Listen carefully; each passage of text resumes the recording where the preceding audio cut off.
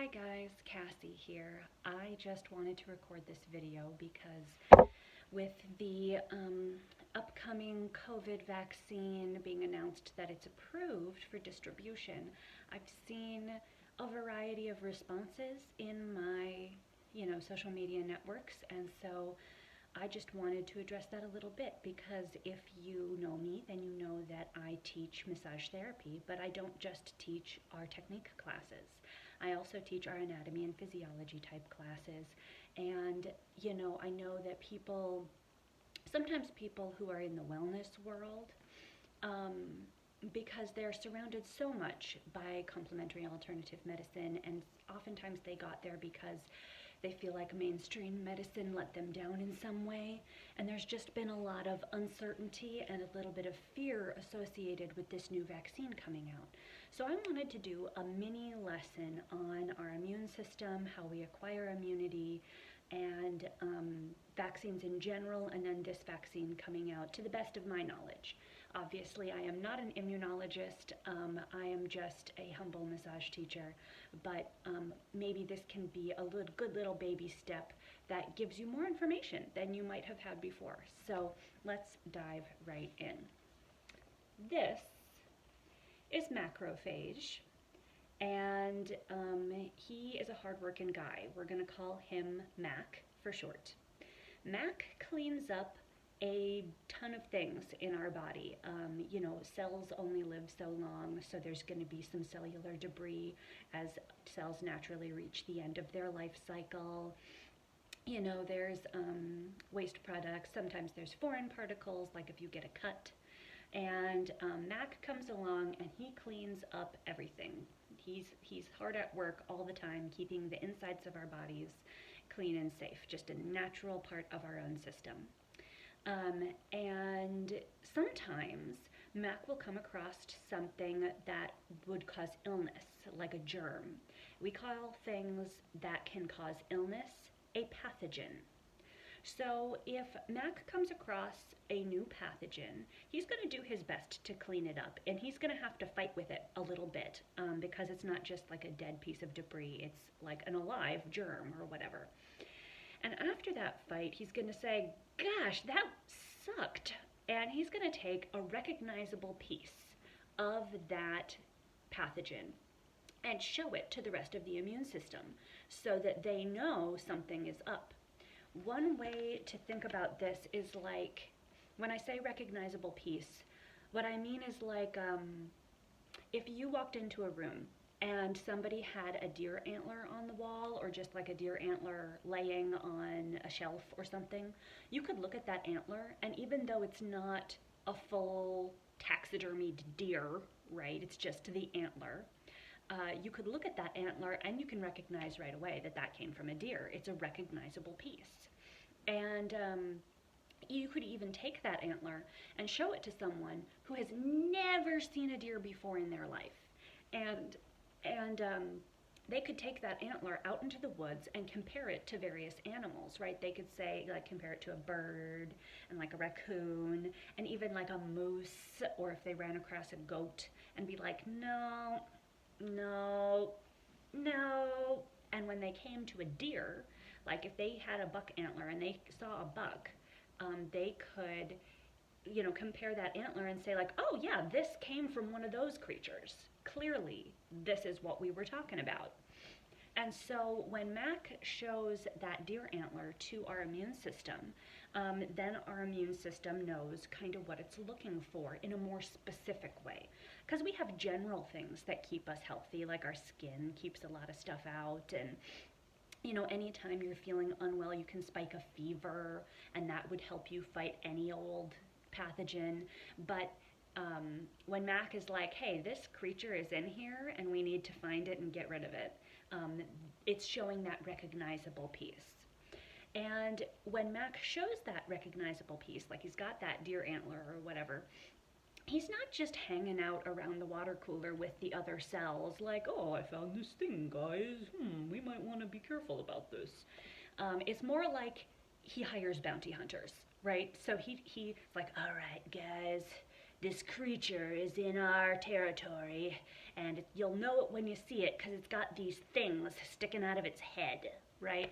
And now you've got a bunch of little bounty hunters in your body that know exactly what they're looking for, and they have a contract out on just that thing, right? Just that one type of pathogen.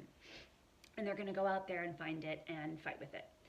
Now, and that's generally how we acquire immunity is Mac and his buddies will come across something new, and he will do his best to fight it off. But he also will collect your internal immune system bounty hunters and be like, we got to get on this. I want you to find this pathogen and take it down. And then your body has learned about that specific pathogen and has little specific guys in there who are going to hunt for it and protect you from it. And your body remembers that in the future because you keep, anyway. That's how you learn. That's how your body learns about new diseases. So in general, when we get immunized against something, usually they inject a weakened or dead piece of or collection of that illness, right? That's normally what happens. And this would be the equivalent of, instead of, I don't know if you have ever pictured fighting a deer, but they are not, they're strong. There's this great online story you can look up, you can Google it, about this hunter who tries to catch a deer with a rope, and it goes very poorly for him because they're super strong and they can kick you and try to gore you with their antlers and stuff. And so if Mac is cleaning up an office building, the office building being our body in this analogy, and a bunch of deer break in, and he has to try to fight with a deer, that's a fight. It's tough. And he's going to do his best, but it's going to take some time to call together the bounty hunters, teach them what's up. Then there's only as many of them as that first wave of them that are going out to try to fight with this herd of deer that has invaded the office building. Right, so that would be like contracting the disease. It's a fight.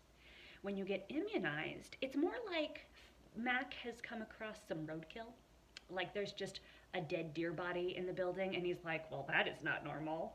And he can still take that recognizable piece, right? He can still take that antler and be like, guys, I found this thing.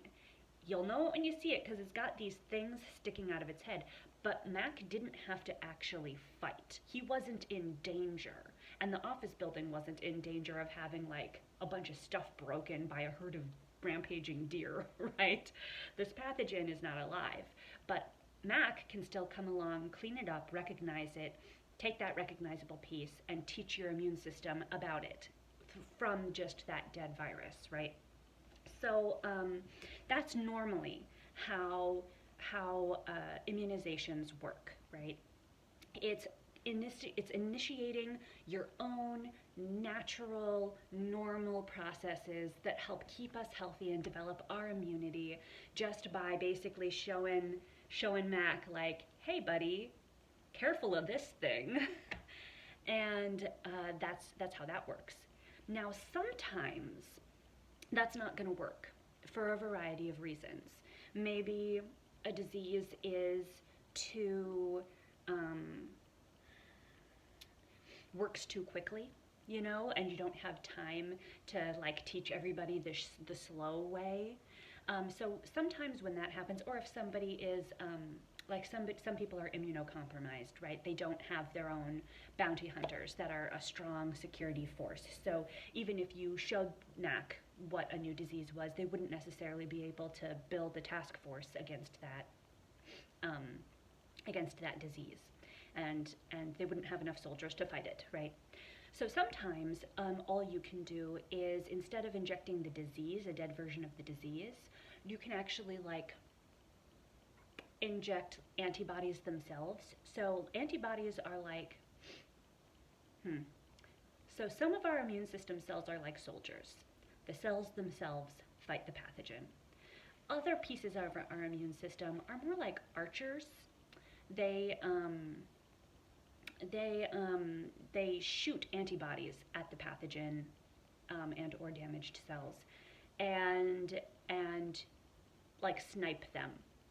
And so when you provide antibodies to a body, you're basically saying, like, here's some bullets to fight this thing. I know you don't have time to recruit and train your own soldiers or your own bounty hunters for this pathogen. So here's your silver bullet to fight off that particular pathogen. And then your body can go to town. So and that the issue with that is that it usually, like those antibodies, your body hasn't really learned how to make them themselves, so the strong immunity will only last for like 3 to 6 months. And so it's not a great long-term solution. And that brings us around to today, right? Because we've got this pandemic, this COVID-19. It is in the family of coronaviruses, which are notoriously difficult to immunize for. And we're kind of in a pickle about that situation. And so there's this new technology, and it's been researched for quite a while, but it didn't really get the funding and didn't really get the priority limelight for quite some time because it's tricky, right? Now, normally MAC teaches our body what antibodies and what bullets to make. Do you need silver bullets for the werewolf? Do you need steaks and garlic for the vampire? You know, like, it teaches us what ammunition to make, and teaches our little internal bounty hunters what to hunt for. But that process is kind of slow, and it's rough, and there's difficulty, right? Especially with something like COVID-19 that's so new, and it's in a family that's difficult to vaccinate for, and all of this stuff, right? So some of these new vaccines are using a new technology, and it's basically, they're using something called messenger RNA. Now, if you're a big physiology buff, that might mean something to you. But if you're not, you probably still know about DNA. DNA is like the blueprint for your body. Everything your body can create, the blueprints are in your DNA. The RNA is what actually, like, interacts with your DNA and creates the things. So when Mac is like, hey guys, we need to train some bounty hunters to fight this thing, the messenger RNA is like, okay, here we go, building these. I need to build something with this chemical composition. All right, I've built it now. There you go. So by using these new vaccines, basically they're not going to wait around for Mac.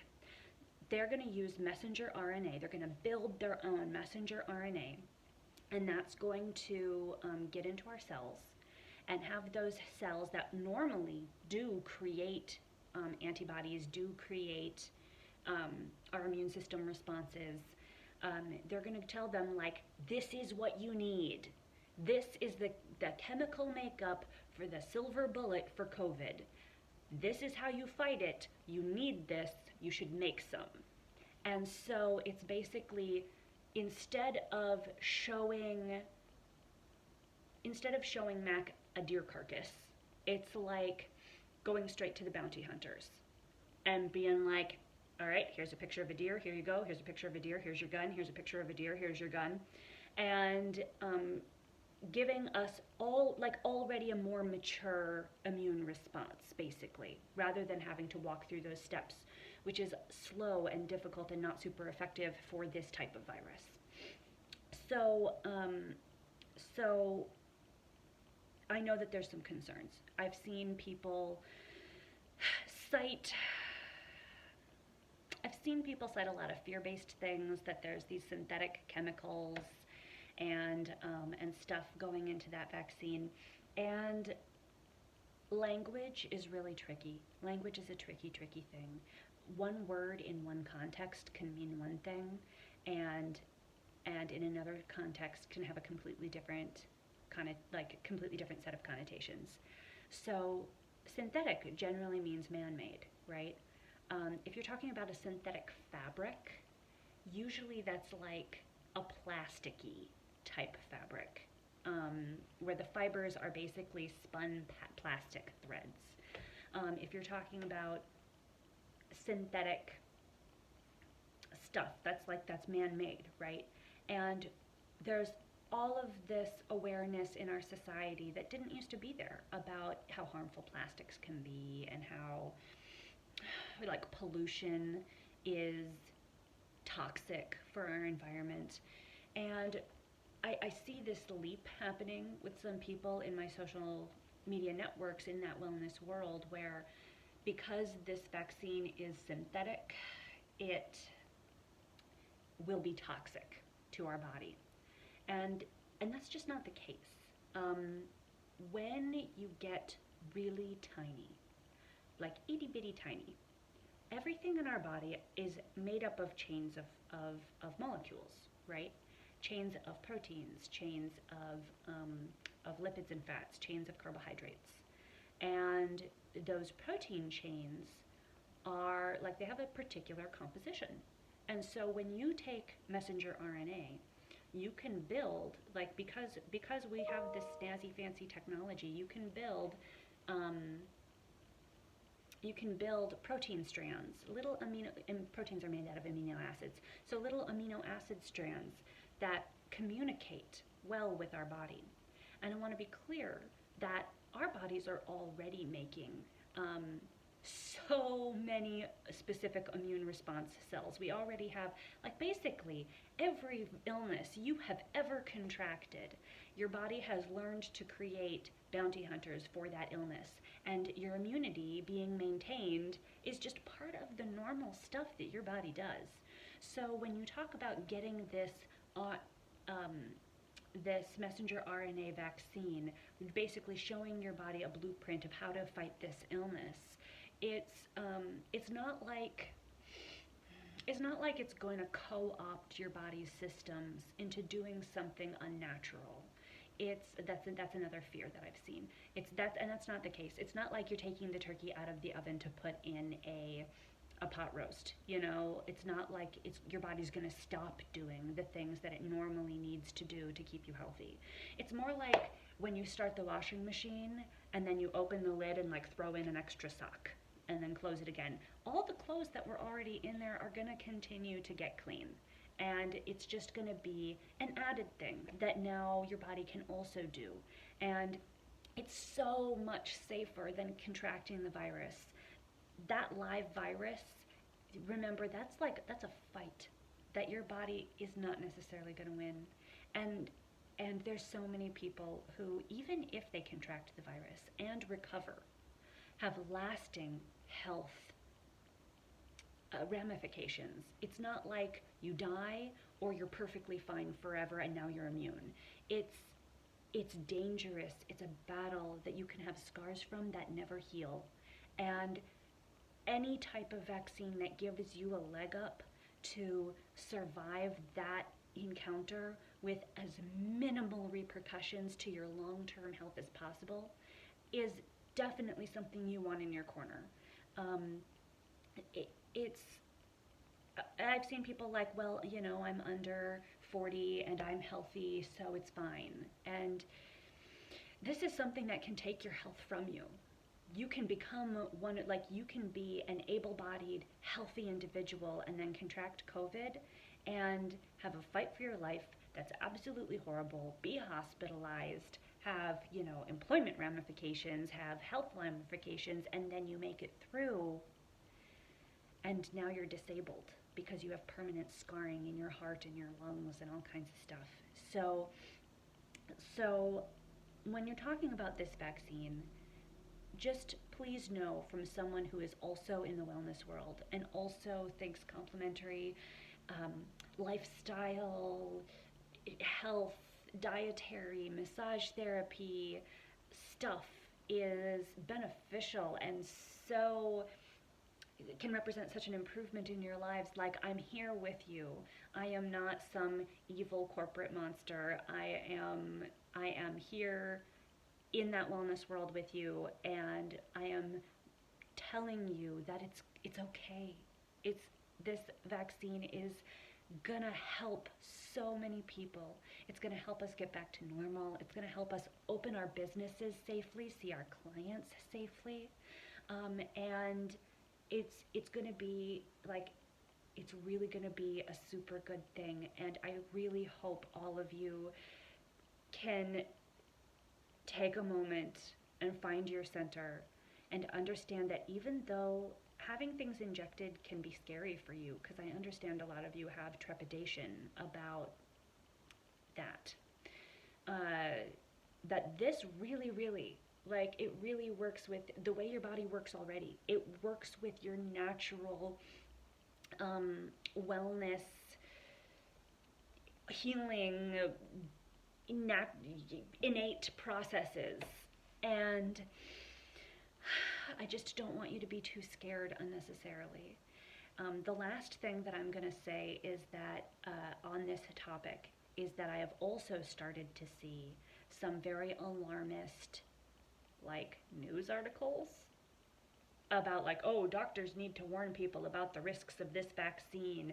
And it's really, like, it's so unfortunate the way they're creating these headlines, because when you actually read that same article with that alarmist headline, and when you look into it, what they're actually saying is that this particular vaccine is one that will have that rebound period. So sometimes when you get a vaccination, you kind of feel it for a little while. You get achy, you might even spike a little fever.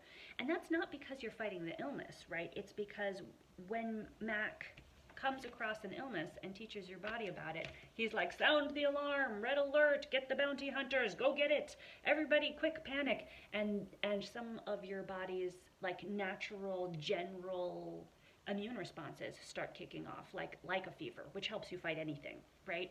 So this particular vaccine does seem like it has that rebound period where you're going to get the vaccine and then you're going to feel it for a little bit. You might spike a little fever, you might be a little achy, you might have some symptoms from that vaccine. But for the love of all that's holy, it's not like, it's not like you need to be worried about the risk factors because this vaccine is going to harm you. It's just that you might have some rebound symptoms from that vaccine, which is totally normal and totally safe. It just kind of sucks a little bit, but it's better than dying. So, geez. Headline writers, get it together. So, so with that, just be aware that yes, this is a new type of vaccine. Yes, it has been tested for safety. And yes, there are some rebound symptoms, but you got to get the second shot too. Okay? So that's my upshot. That's my last golden thing, is you're going to get the first shot, you're going to have rebound symptoms. That's going to suck a little, but for the love of God, go back and get that second shot, because how much would it suck to, like, find your center, choke it down, go in, get the shot even though you feel nervous about it, and then have to go through those rebound symptoms and then not even acquire immunity because you didn't get your second shot. So despite all the fear factors out there, despite everybody trying to tap into your fear, I implore you to find your center, know that it's going to be okay, go in and get the freaking shot, deal with the symptoms, and when you are scheduled to, go back and get your second shot. Like, really do. And it's okay, there are symptoms, but it's safe, okay? The reason that this is coming out so quickly is because it doesn't have to wait in line, it doesn't have to wait its turn, and because instead of doing the whole study and presenting everything at the end, which then that presentation has to wait its turn in line, get reviewed, the whole thing all at once, and then get approved to go out to people. This one is so important that they've been, like, making the information available every step of the way rather than all at once at the end, and each step of the way it doesn't have to wait its turn. So it's just at the top of the list. That's how it got faster. It didn't get faster because they didn't test it for safety. Of course they tested it for safety. There's really great data about how many people were injected and what happened, and there was a placebo and how it happened with that and everything. So this video is a little bit longer than I intended now. We're at like 25 minutes right now, so I wanted to try to keep it under 20, but I didn't. So anyway, here we are. I'm done. I'm getting off my soapbox. I appreciate your time. I hope that this was helpful to you, and there we have it. Bye, guys.